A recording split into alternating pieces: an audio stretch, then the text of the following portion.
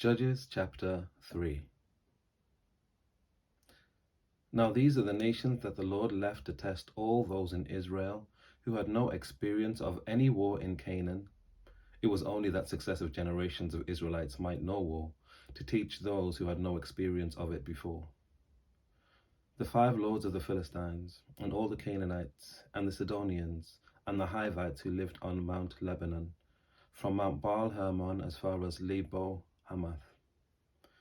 They were for the testing of Israel, to know whether Israel would obey the commandments of the Lord, which he commanded their ancestors by Moses. So the Israelites lived among the Canaanites, the Hittites, the Amorites, the Perizzites, the Hivites, and the Jebusites, and they took their daughters as wives for themselves, and their own daughters they gave to their sons, and they worshipped their gods. The Israelites did what was evil in the sight of the Lord, forgetting the Lord their God, and worshipping Baals and the Ashereths. Therefore the anger of the Lord was kindled against Israel, and he sold them into the hand of King Cushan Rishathaim of Ammanharaim. And the Israelites served Cushan Rishathaim 8 years. But when the Israelites cried out to the Lord raised up a deliverer for the Israelites, who delivered them, Othniel, son of Kenaz, Caleb's younger brother. The Spirit of the Lord came upon him, and he judged Israel. He went out to war, and the Lord gave King Cushan Rishathaim of Aram into his hand, and his hand prevailed over Cushan Rishathaim. So the land had rest 40 years. Then Othniel, son of Kenaz, died. The Israelites again did what was evil in the sight of the Lord, and the Lord strengthened King Eglon of Moab against Israel, because they had done what is evil in the sight of the Lord. In alliance with the Ammonites and the Amalekites, he went and defeated Israel, and they took possession of the city of palms. So the Israelites served King Eglon of Moab 18 years. But when the Israelites cried out to the Lord raised up for them a deliverer, Ehud, son of Gera, the Benjamite, a left-handed man. The Israelites sent tribute by him to King Eglon of Moab. Ehud made for himself a sword with 2 edges, a cubit in length, and he fastened it on his right thigh under his clothes. Then he presented the tribute to King Eglon of Moab. Now Eglon was a very fat man. When Ehud had finished presenting the tribute, he sent the people who carried the tribute on their way. But he himself turned back at the sepulchre stones near Gilgal and said, "I have a secret message for you, O king." So the king said, "Silence," and all his attendants went out from his presence. Ehud came to him while he was sitting alone in his cool roof chamber and said, "I have a message from God for you." So he rose from his seat. Then Ehud reached with his left hand and took the sword from his right thigh and thrust it into Eglon's belly. The hilt also went in after the blade, and the fat closed over the blade, for he did not draw the sword out of his belly, and the dirt came out. Then Ehud went out into the vestibule, and closed the doors of the roof chamber on him, and locked them. After he had gone, the servants came. When they saw that the doors of the roof chamber were locked, they thought, "He must be relieving himself in the cool chamber." So they waited until they were embarrassed. When he still did not open the doors of the roof chamber, they took the keys and opened them. There was their lord, lying dead on the floor. Ehud escaped while they delayed, and passed beyond the sculptured stones, and escaped to Seirah. When he arrived, he sounded the trumpet in the hill country of Ephraim, and the Israelites went down with him from the hill country, having him at their head.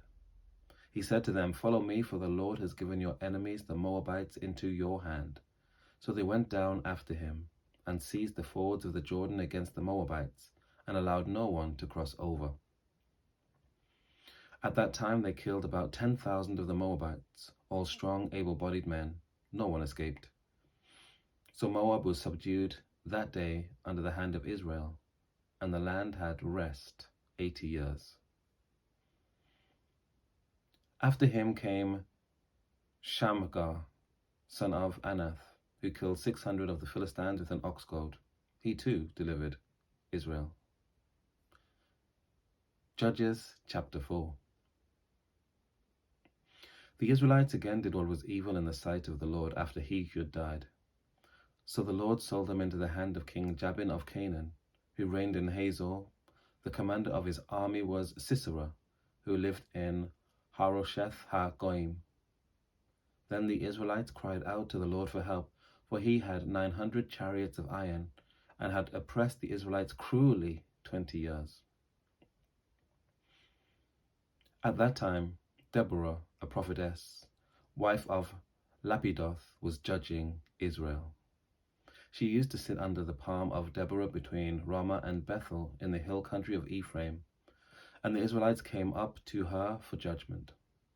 She sent and summoned Barak, son of Abinoam, from Kadesh in Naphtali, and said to him, "The Lord, the God of Israel, commands you, go take position at Mount Tabor, bringing 10,000 from the tribe of Naphtali and the tribe of Zebulun.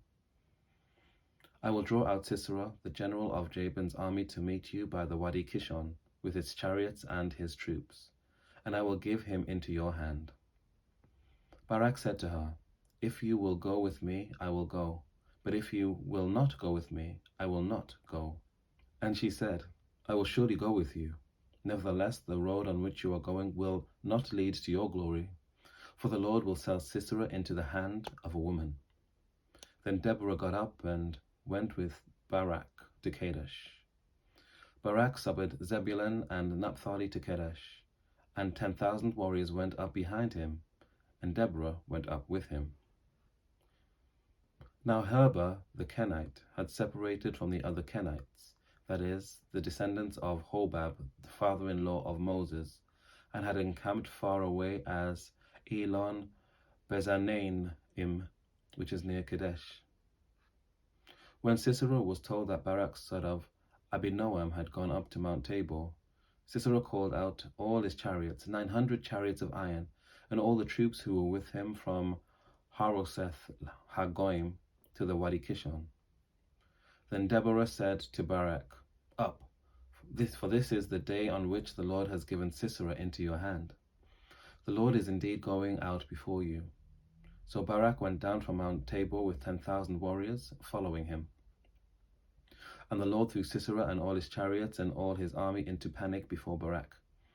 Sisera got down from his chariot and fled away on foot, while Barak pursued the chariots and the army to Harosheth ha-Goim. All the army of Sisera fell by the sword, no one was left. Now Sisera had fled away on foot to the tent of Jael, wife of Heber the Kenite, for there was peace between King Jabin of Hazor and the clan of Heber the Kenite.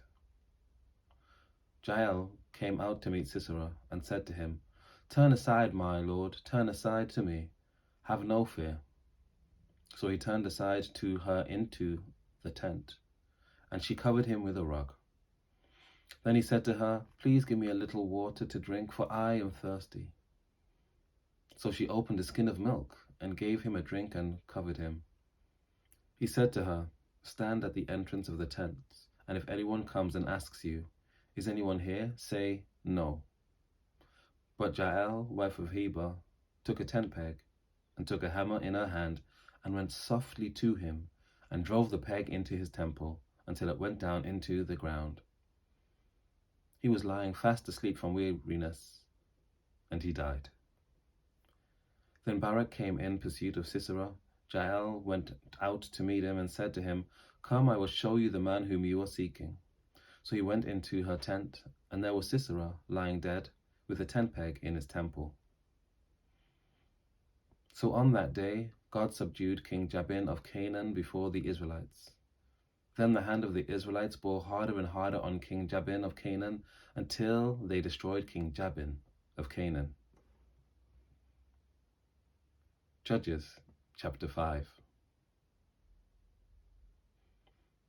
Then Deborah and Barak, son of Abinoam, sang on that day, saying, "When locks are long in Israel, when the people offer themselves willingly, bless the Lord.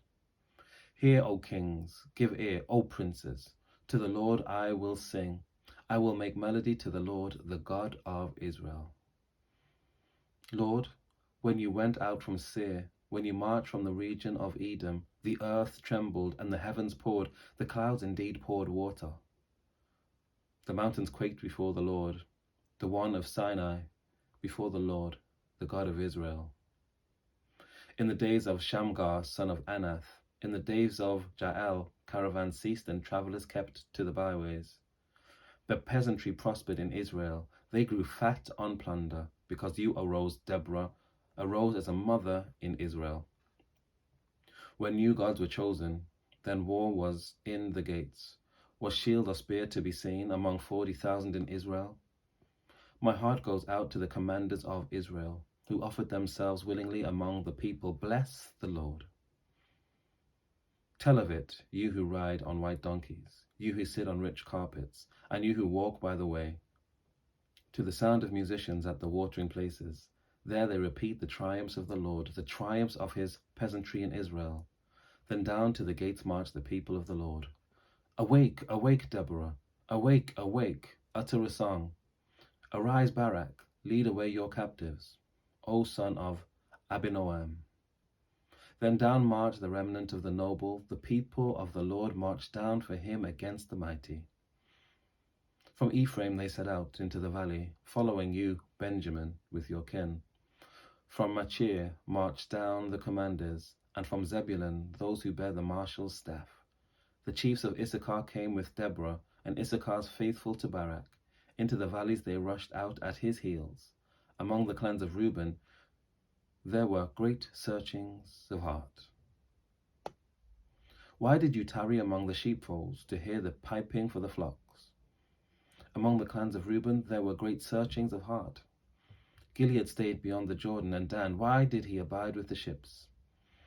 Asher sat at the coast of the sea, settling down by his landings. Zebulun is a people that scorn death, Naphtali too on the heights of the field. The kings came, they fought, then fought the kings of Canaan. At Taanach, by the waters of Megiddo, they got no spoils of silver. The stars fought from heaven, from their courses they fought against Sisera. The torrent Kishon swept them away, the unrunning torrent, the torrent Kishon. March on, my soul, with might. Then loud beats the horse's hoofs, with galloping, galloping of his steeds. Curse Meroz, says the angel of the Lord, curse bitterly its inhabitants, because they did not come to the help of the Lord, against the mighty. Most blessed of women bin Jael, the wife of Heber the Kenite, of tent-dwelling women most blessed. He asked water, and she gave him milk. She brought him curds in a lordy bowl. She put her hand to the tent peg, her right hand to the workman's mallet. She struck Sisera a blow. She crossed his head. She shattered and pierced his temple. He sank. He fell. He lay still at her feet. At her feet he sank. He fell. Where he sank, there he fell dead. Out of the window she peered. The mother of Sisera gazed through the lattice. Why is his chariot so long in coming? Why tarry the hoof beats of his chariots? Her wisest ladies make answer. Indeed, she answers the question herself. Are they not finding and dividing the spoil? A girl or two for every man. Spoil of dyed stuffs for Sisera, spoil of dyed stuffs embroidered. 2 pieces of dyed wood embroidered for my neck as spoil. So perish all your enemies, O Lord. But may your friends be like the sun as it rises in its might. And the land had rest for 40 years.